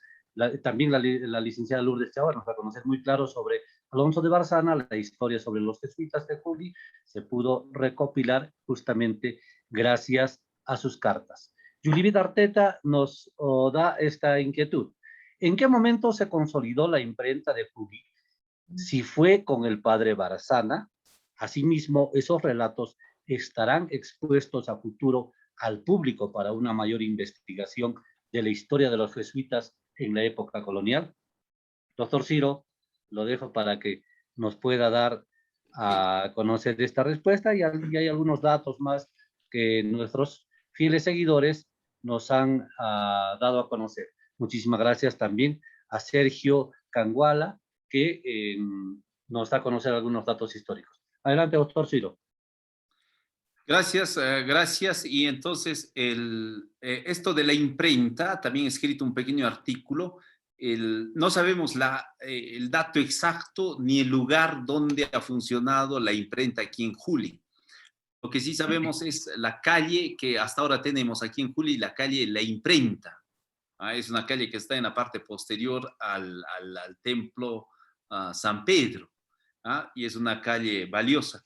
En la época de Barzana, como estaba llegando Barzana, todavía obviamente no había una imprenta, pero en el periodo de Ludovico Bertonio, cuando tuvo que publicar su Aymara, su diccionario Aymara español, buscó imprentas también en España.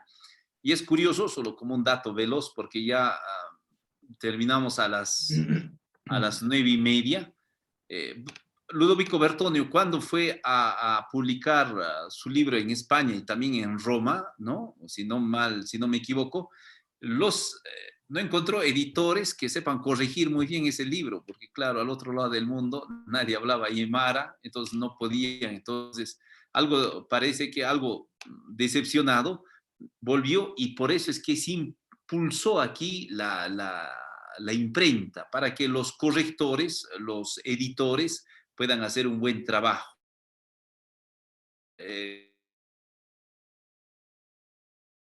Ludovico Bertonio, que estamos hablando después del 600, ya tenemos la imprenta aquí en Juli, ¿no? Eso a grosso modo y, ¿no? Para que nos entendamos. Gracias, agradezco mucho y a ti la palabra, profesor Jorge, y antes un saludito de bendición.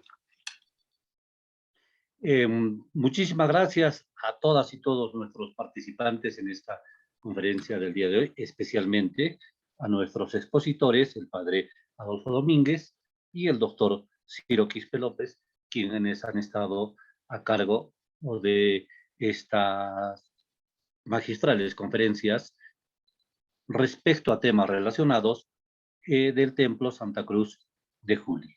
No nos olvidemos, el día de mañana tendremos la participación también de eminencias que nos hacen grato el aprendizaje cultural histórico de nuestra tierra. Tendremos al doctor Ramón Gutiérrez, que ha escrito Arquitectura del Altiplano, como todos lo conocemos. Desde Argentina se estará conectando el doctor Ramón Gutiérrez. También estaremos con Sergio Rasco, quien también desde Argentina nos estará dando a conocer la doctrina de Juli, modelo de proyección pastoral. Monseñor Ciro, si es que nos pueda dar la bendición final para poder estar aperturando este ciclo de conferencias y enriqueciendo nuestros conocimientos históricos, culturales y la importancia que tiene Juli irradiando no solamente evangelización, sino mucha arte y sobre todo cultura e historia para el mundo entero. Adelante, monseñor. Gracias, agradezco a todos ustedes. Vuestra presencia ha sido nuestra primera conferencia sobre temas de Juli, sobre temas de nuestra tierra, y me alegra mucho que haya un interés de varios lugares de nuestra patria y también muchos juleños. Les agradezco. Mañana vamos a hablar sobre el templo en cuanto a arquitectura. Y para eso, como ya dijo el profesor, están hablando sobre todo una eminencia, y muchos arquitectos saben de quién hablo, del doctor, del arquitecto Gutiérrez, ¿no? Y entonces les invito mañana a todos, ¿no? Van a disculpar, se nos ha ido la hora, debemos terminar. Creo 2 horas invertidas en cultura y conocimiento, creo que es una buena inversión. Al menos por 2 horas no nos hemos peleado, y entonces eso es ese es un gran logro, ¿no? Nadie ha renegado por 2 horas, entonces ese es otro logro, ¿no? Muy bien, les agradezco. Y mañana tenemos la misa a las 9 para los interesados. Vamos a transmitir en las ruinas del templo de Santa Cruz. Van a estar presentes los carapulis, los cusillos, los quenaquena y los incapucara. Aquí hay toda una mezcla se llama la orcofiesta, si algunos de ustedes, pero no lo podemos celebrar a lo grande porque estamos en pandemia, pero vamos a ir a las ruinas a celebrar una misa en el atrio, motivándonos también para que el próximo año, cuando se restaure completamente el templo, lo podamos mostrar.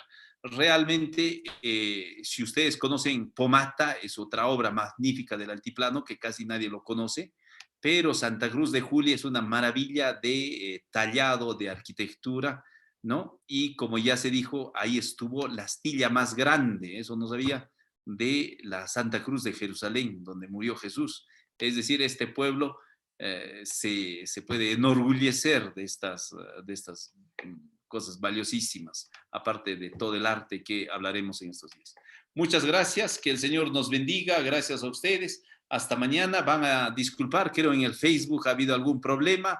Saludo a todas las familias que se han hecho presentes en el Facebook y también a todos los que nos escuchan a través de la radio Santa Cruz. Buenas noches y que el Señor nos bendiga a todos en el nombre del Padre, del Hijo, del Espíritu Santo. Amén. Y mi secretario Brian abre el micrófono para que la gente se despida y agradezca a los expositores, perdón, que agradezca a Adolfo, que es el expositor principal. Gracias, Padre Adolfo. Monseñor Ciro y a todos los que están conectados. Gracias, Padre Adolfo. Muchas gracias. Este es uno de los gracias. Buenas noches. Gracias. Hasta luego. Muchas gracias, muy interesante. Gracias, Padre Adolfo. Gracias, Padre Ciro. Una alegría verlo. Gracias. ¿Desde dónde se comunican? Gracias, Padre. Hasta mañana. Que descansen. Desde el Cusco, Monseñor, muchas gracias. Muchas gracias. También está el Padre Octavio, me alegra mucho. Joana Castillo. Mario Gracias, Flores. Padre. Muchas gracias, Padre Adolfo Domínguez. Muchas gracias. Gracias, hasta mañana. Padre, muchas gracias. Muchas gracias. ¿De dónde? ¿De Cepita?